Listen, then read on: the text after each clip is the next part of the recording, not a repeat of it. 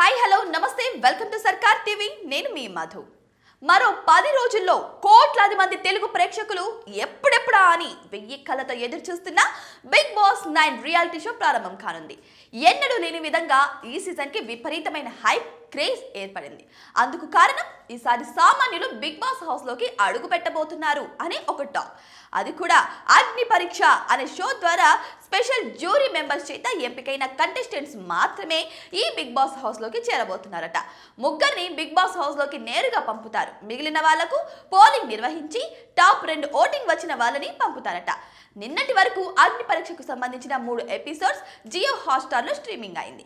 ఈ 3 ఎపిసోడ్స్ ద్వారా 6 మంది కంటెస్టెంట్లను టాప్ 15కి పంపగా 16 మంది కంటెస్టెంట్లను హోస్ట్లలో పెట్టారట. ఈ 3 ఎపిసోడ్స్ ద్వారా 6 మంది కంటెస్టెంట్లని టాప్ 15కి పంపగా 16 మంది కంటెస్టెంట్లని హోల్డ్లో పెట్టారట. రేపటి ఎపిసోడ్ నుంచి వీళ్ళ మధ్య బీభత్సమైన టాస్క్లను నిర్వహించి వీరి నుంచి మరో 9 మందిని టాప్ 15లోకి పంపబోతున్నారట. ఇదంతా పక్కన పెడితే బిగ్ బాస్ 9కి సంబంధించి ఒక ఆసక్తికరమైన వార్త ఇప్పుడు సోషల్ మీడియాలో బాగా వైరల్ అయిందట. ప్రతి బిగ్ బాస్ సీజన్ లో పాల్గొనే సెలబ్రిటీ కంటెస్టెంట్లకి రెమ్యునేషన్ వారానికి 1,00,000 నుంచి ఇక మొదలై 4 లక్షల వరకు ఉంటుందనే విషయం కూడా అందరికీ తెలిసిందే. ఇక ఫేమ్ క్రేజ్ ని బట్టి రెమ్యునేషన్ ని ఇస్తూ ఉంటారు.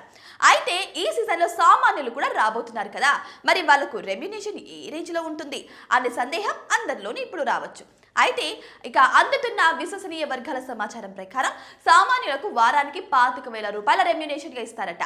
సామాన్యులకు ఇది మంచి ప్యాకేజీనే, కానీ ఎక్కువ రోజులు బిగ్ బాస్ హౌస్లో కొనసాగాలి. అప్పుడే వీళ్ళకు భారీ రెమ్యునేషన్ను అందుకునే అవకాశం ఉంటుంది. ఇక బోనస్గా ప్రైజ్ మనీ కూడా సామాన్యులు గెలిస్తే ఆ కిక్ వేరే లెవెల్లో ఉంటుంది.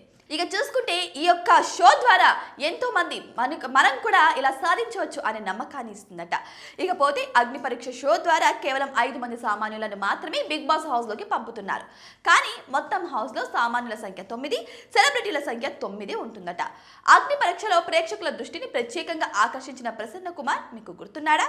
అయితే ఈయన టాప్ 15 నుంచి వైదొలిగాడు. కానీ ఇతనికి ఎల్లో ఫ్లాగ్ ఇచ్చి పంపారట. అంటే ఇతను హోల్డ్లో ఉన్నాడని, వైల్డ్ కార్డు ద్వారా హౌస్ లోపలికి వెళ్ళబోతున్నారని తెలుస్తుంది. మరి ఈ బిగ్ బాస్ షో ఇప్పుడు రాబోయే సీజన్ 9 గురించి మరి మీరేమనుకుంటున్నారు?